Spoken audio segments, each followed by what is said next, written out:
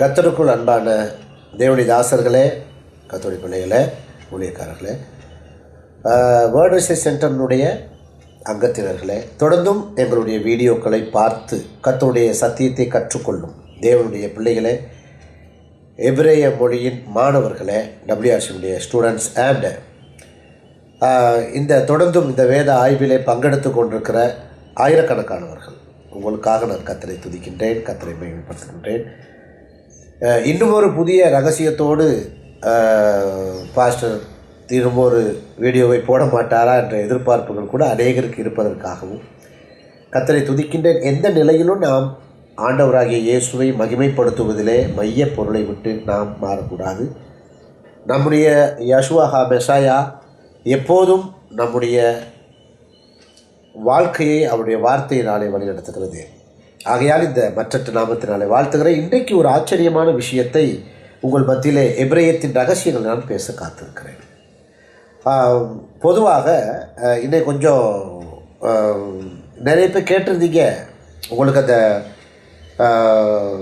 நான் முந்தி போடுற வீடியோ மாதிரியே எடிட் பண்ணி போட்டால் நல்லா இருக்குமே அப்படின்னு சின்ன சின்ன முயற்சிகளை எடுக்கின்றோம். நீங்கள் தொடர்ந்து வளர வேண்டும்.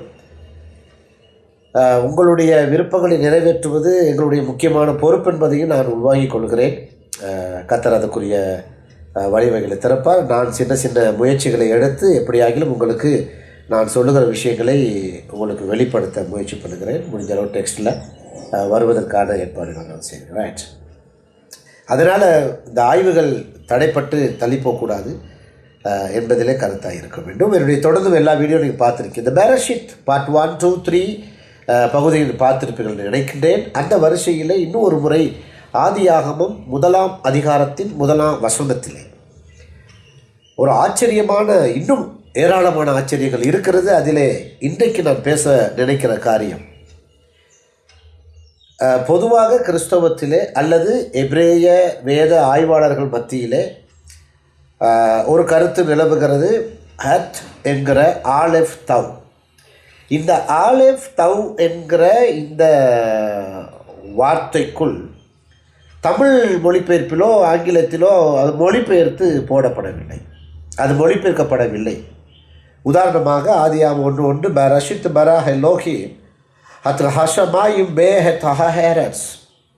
ஸோ இந்த வார்த்தையிலே ஹத் ஹத் என்று 2 இடத்திலே வந்திருக்கிறது. இதை மொழிபெயர்க்காமல்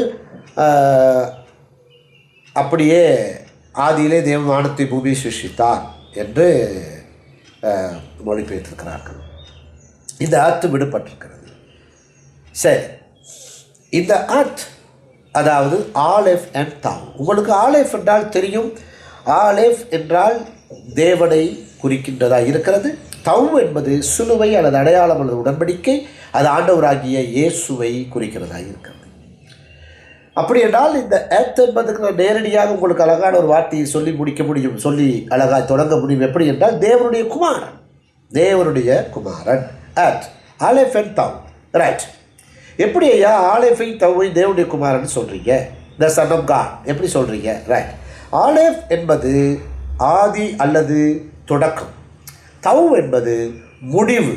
முடிவு என்பது எங்கே? சிலுவையிலே முடிகிறது. எல்லாமே சிலுவையில் முடிஞ்சிருச்சு. சிலுவைக்கு அப்புறம் எதுவுமே தொடரலை. நல்லா புரிஞ்சுக்கணும் நீங்கள், இது ஒரு பெரிய சத்தியம். சிலுவையில் எல்லாமே முடிஞ்சிருச்சு. ஆகையால் தான் இயேசு எல்லாம் முடிந்தது என்று சொல்லி அவர் தலையை சாய்க்கிறார், ஸ்தோத்திர ஆவி ஒப்பு கொடுக்கிறார். ஆகையால் சிலுவை என்பது தவறு, ஆலெஃப் என்பது தேவன் என்று சொன்னார். இப்போ தேவன் மனிதனாகி உடன்படிக்கையை நிறைவேற்றுகிறார். அதாவது தொடக்கம், எல்லாவற்றுக்கும் தொடக்கமாகிய அவர் தவ் என்கிற முடிவாகிய கிறிஸ்துவிலே அதை முடிக்கின்றார். அது தேவனுடைய குமாரன். அதாவது வார்த்தையாகிய தேவன் மாம்சமாக வந்து தம்முடைய திட்டத்தை நிறைவேற்றி முடித்தது என்று கூட சொல்லலாம். கர்த்தருடைய வார்த்தைக்கு மகிமை உண்டாகட்டும். இந்த ஆதியாகமம் 1ஆம் அதிகாரம் 1 வசனத்தில் இந்த எர்த்தை குறித்து இன்னும் கொஞ்சம் நான் உங்கள்கிட்ட டீட்டெயிலாக நான் பேசணும். முடிஞ்சால் பாருங்கள், ஆலெஃபும் தவ். சரி, பாருங்கள். இந்த ஒரு விஷயத்தை நான் சொல்லிட்டு அடுத்தது போகிறேன். எபிரேயத்தில் ஏறக்குறைய பெரஷித் 1, பெரா 2, எலோஹி 3, ஹத் 4, அஷமாயின் 5, வேஹத் 6, ஹாயரன் 7 வார்த்தைகள் கொண்டது தான் ஆதியாகமத்தின் முதல் வசனம். இதில் இந்த 6வது வார்த்தை பாருங்க, வேஹத். வேஹத் அதாவது வாவு ஆலைப்பு தவும், வேஹத். அப்போ இந்த இடத்துல என்ன சொல்ல வர, இந்த 6வது வார்த்தையில் வாவு இணைகிறது. எத்து மட்டும் தனியாக வரல, வாவு இணையுது. இப்போ வாவுடைய நியூமரிக் வேல்யூ என்ன? 6. வாவுடைய நியூமரிக் வேல்யூ 6. அப்போ 6வது வார்த்தை என்ன ஒரு சிஸ்டம் பாருங்கள், ஆச்சரியமாகவும் சந்தோஷமாகவும் இருக்குது. எனக்கு பொதுவாக எபிரேய பைபிளுடைய ஒவ்வொரு எழுத்துக்களையும் ஒவ்வொரு முறை நான் வாசிக்கும் போது, தியானிக்கும் போது, ஆராயும் போது கர்த்தரோடு நான் பழகி பழகி சந்தோஷப்பட்டு என்ஜாய் பண்ணி அதை நான் அனுபவிக்கிறேன். அதுக்காக என் தெய்வத்தை நான் ரொம்ப ரொம்ப உயர்த்துறேன். ஸ்தோத்திரம். அவருடைய வார்த்தைக்கு மகிமை உண்டாகட்டும். இந்த வேத் அப்படிங்கிறத நீங்கள் பார்த்தீங்கன்னா 6வது வார்த்தை முதல் வசனத்திலே 6வது வார்த்தை வாவ் ஒன்று இணையுது. அந்த வாவுடைய நியூமரிக் வேல்யூ 6. இந்த 6 எதை ரெப்ரசன்ட் பண்ணுது? 6ஆம் நாளிலே மனிதனை கர்த்தர் சிருஷ்டிக்கிறார். அப்போ 6 என்பது மனிதனுடைய இலக்கம். 6 என்பது மனிதனுடைய இலக்கம். அப்போ வாவ் என்பது எதை குறிக்கிறது? மனிதனை குறிக்கிறது. 6 என்கிற இலக்கத்தை குறிக்கிறது. அப்படியானால் நன்றாய் கவனிக்க வேண்டும். இங்கே ஒரு விளக்கத்தை சொல்லுகிறேன். வேஹத் இந்த மனிதனுக்காக தேவனுடைய குமாரன் என்று பொருள் கொள்ளலாம். இந்த மனிதனுக்காக தேவனுடைய குமாரன். வாவ் என்கிற மனிதனுக்காக ஆலேப் தவ் ஆகிய தேவனுடைய குமாரன் தொடக்கமும் முடிவுமாய் இருக்கிறவர். ஸ்தோத்திரம். பாருங்க, அதுக்கு முன்னாடி ஹஷமாயின் ஹாஎரட்ஸ். இந்த ஹாசமாயின் முன்னாடி இருக்குது, ஹாசமாயின் முன்னாடி ஹாஎரட்ஸ் பின்னாடி இருக்குது, வேஹத் நடுவில் இருக்குது. ரைட்.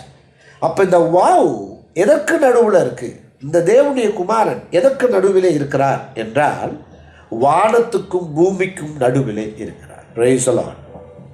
கர்த்தருடைய வார்த்தை மகிமை உண்டாகட்டும். இந்த சிலுவை என்கிற தவ் எதற்கு நடுவில் இருக்கிறது? வானத்துக்கும் பூமிக்கும் நடுவில் இருக்குது. இப்போ ஞாபகம் வருதா? கொல்கொதாவில் ஏற்றப்பட்ட சிலுவை வானத்துக்கும் பூமிக்கும் நடுவில் இருந்த சிலுவை. ஸ்தோத்திரம். சமாயும் என்கிற வானங்களுக்கும் ஹரட்ஸ் என்கிற பூமிக்கும் நடுவிலே இந்த வேஹத் என்கிற 6வது இலக்கத்தை குறிக்கிற, மனிதனை குறிக்கிற, மனிதனுக்காக தேவனுடைய குமாரனாகிய இயேசு, ஸ்தோத்திரம், சிலுவையாகிய தவ்விலே வாவாகிய ஆணியினாலே இணைக்கப்பட்டு வானத்துக்கும் பூமிக்கும் நடுவிலே தொங்குகிறார்.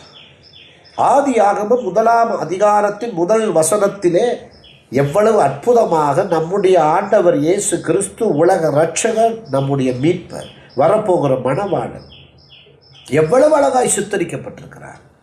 எவ்வளவு அழகாய் சித்தரிக்கப்பட்டிருக்கிறார். அன்பானவர்களே, நாம் நன்றாய் புரிந்து கொள்ள வேண்டும். ஆக இன்னொரு விஷயத்தை நான் உங்களுக்கு சொல்லட்டும். இந்த பெரஷீத் பெரலோஹி மதஹசமா யுபேஹத் ஹஹாரட்ஸ் என்ற வார்த்தையில் இந்த பெரஷீத் என்கிற முதல் வார்த்தையிலே ஆலேஃபும் தவ்வும் இருக்கிறதை நீங்கள் கவனிக்க வேண்டும். அப்போ அங்கே ஒரு ஏத் வந்துருச்சு. அதுக்கப்புறம் 4வது வார்த்தைக்கு முன்னாடி 4வது வார்த்தை ஒரு ஏத் ஏத் ஏத் 6வதுல ஒரு ஏத். ஏத் என்பது 3 முறை இங்கே வந்திருக்கிறது.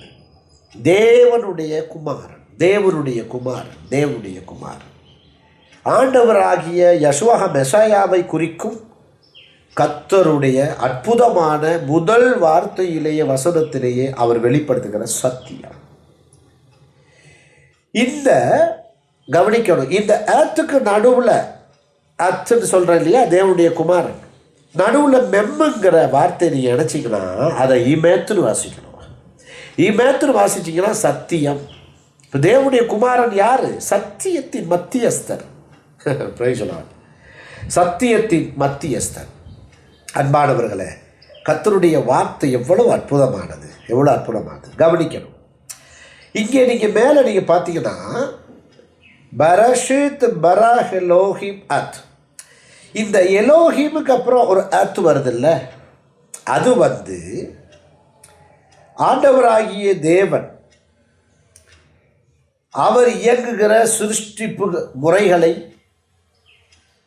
வெளிப்படுத்துவதாகவும், இந்த ஷமாயிம் ஏராட்ஸ் வந்திருக்கு இல்லையா, அதுக்கு நடுவில் வருகிற ஏத் அவர் இந்த உலக சிருஷ்டிப்புகளை செய்யும் பொழுது தேவனுடைய குமாரன் அதை சிருஷ்டித்ததையும் மிக அழகாய் சொல்லுகிறது. ஆகையால் நாம் அழகாய் வேதத்தை நாம் சரியாய் புரிந்து கொள்ள வேண்டும். ஆலேஃப் தவ் ஏத் என்பது சாதாரணமான விஷயம் அல்ல. அது தேவனுடைய குமாரனை குறிப்பது மட்டுமல்ல, வார்த்தை மாம்சமானதை குறிக்கிறது. எப்படி? ஆலேஃப் என்பது பிரீத், மூச்சு, அதாவது வார்த்தை. இந்த ஆலேஃபுக்குள்ளே என்னுடைய பல வீடியோவில் பேசியிருக்கிறேன். ஆலெஃப் லாமெத் பே. ஆலே பிதாவாகிய தேவனும் லாமெத் குமாரனாகிய இயேசு மெய்ப்பரையும், பே என்பது வாய், வார்த்தை, பரிசுத்த ஆவியானவர் குறிக்கிறது. ஆக ஆலேப் என்ற ஒற்றை எழுத்துக்குள்ளே நம்முடைய தெய்வீகத்தின் சாட்சிகளாகிய பிதா குமார் பரிசுத்த ஆவியானவர் இருக்கிறார். ஆகையால் அவர் அதுக்குள்ளே இருக்கிறார். Right, okay. ஆக வார்த்தையாகிய தெய்வம். இப்போ வார்த்தையாகிய தெய்வம் என்னவாக மாறுகிறார்? மாம்சமாக மாறி வாகிய உடன்படிக்கைக்குள்ளே வருகிறார். சரி, இந்த வாவு இருக்குல்ல, வே ஏத்துன்னு சொன்னேன் இல்லையா, இந்த வே ஏத்துல இன்னொரு விஷயத்தை உங்களுக்கு சொன்னால் நீங்கள் சந்தோஷப்பட்டு கடவுளை துதிப்பீங்க. இந்த வாவை தூக்கி நடுவில் போடுங்களேன். சொன்னேன், ஆலேப்புக்கும் தவுக்கு நடுவில் பெம்மை தூக்கி போட்டிக்கிறீங்க. தேவனுடைய குமாரனுக்கு நடுவில் பெம்மை தூக்கி போட்டிங்கன்னா அவர் சத்தியத்தின் குமாரனாக மாறிடுறார். இமெட், அவர் தான் சத்தியம், பிரிக்கவே முடியாது அவரையும் சத்தியத்தையும் இல்லையா. 14:6 யோவான் சொல்கிறார், நானே வழி சத்தியம் ஜீவனமாக இருக்கிறேன். அப்போ அவர் தான் சத்தியம். ஸ்தோத்திரம். அப்போ 18:37 சொல்கிறார் லுக்கால, சத்தியத்தை சாட்சி கொடுக்க வந்தேன் அப்படிங்கிறார். Right, okay. இந்த இடத்துல பார்த்தீங்கன்னா இப்போ இமெத். இப்போ திரும்பவும் ஆலேப் தவுக்கு நடுவில் இந்த வாவை தூக்கி போடுங்க. எப்படி படிப்பீங்க? ஓத்துன்னு படிப்பீங்க. ஓத்துனா என்னது? அடையாளம் அல்லது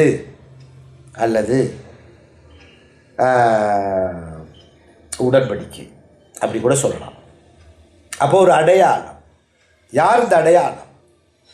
மனுக்குலத்தின் மீட்பின் அடையாளம். வானத்துக்கும் பூமிக்கும் நடுவிலே தொங்கினவர் ஆண்டவராகிய இயேசு கிறிஸ்து. அவர் ஒருவரை ரட்சிப்பின் அடையாளம். ஸ்தோத்திரம்.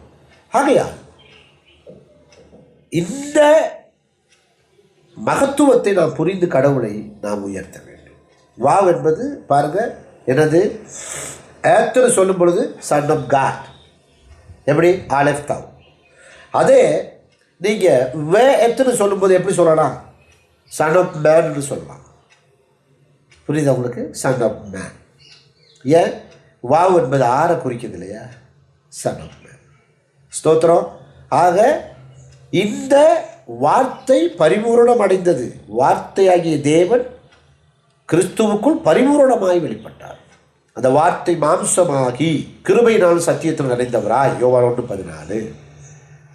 அப்போ சத்தியம் அவருக்குள்ள இருக்கு.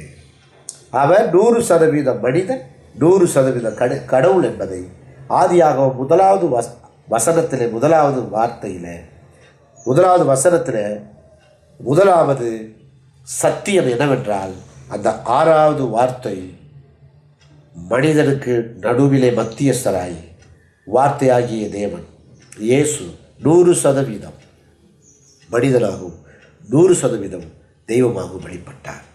இந்த அற்புதமான சத்தியத்துக்காக தேவனை நான் துதிக்கிறேன். கவனிங்கள், வேஹத் தேவனுடைய குமாரன் மற்றும் மனுஷகுமாரன். ஈமேத் சத்தியம், தேவனுடைய குமாரனே சத்தியம்.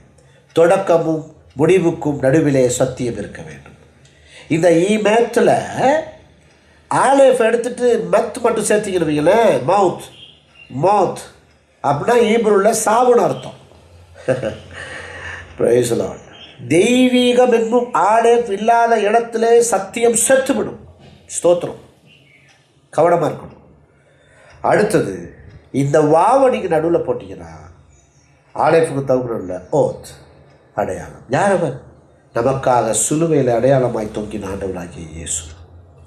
கர்த்தருடைய வார்த்தைக்கு மகிமை உண்டாகட்டும். பாராஷித் பராஹே லோகி அத் ஹசமாயும் வேஹத் ஹாகாரட்ஸ். திரும்ப ஒரு முறை இந்த வார்த்தையின் மகத்துவங்களை உங்களோடு கூட பகிர்ந்து கொள்கிறேன். கர்த்தருடைய வார்த்தைக்கு சகல கனவு மகிமை துதி உண்டாகும்.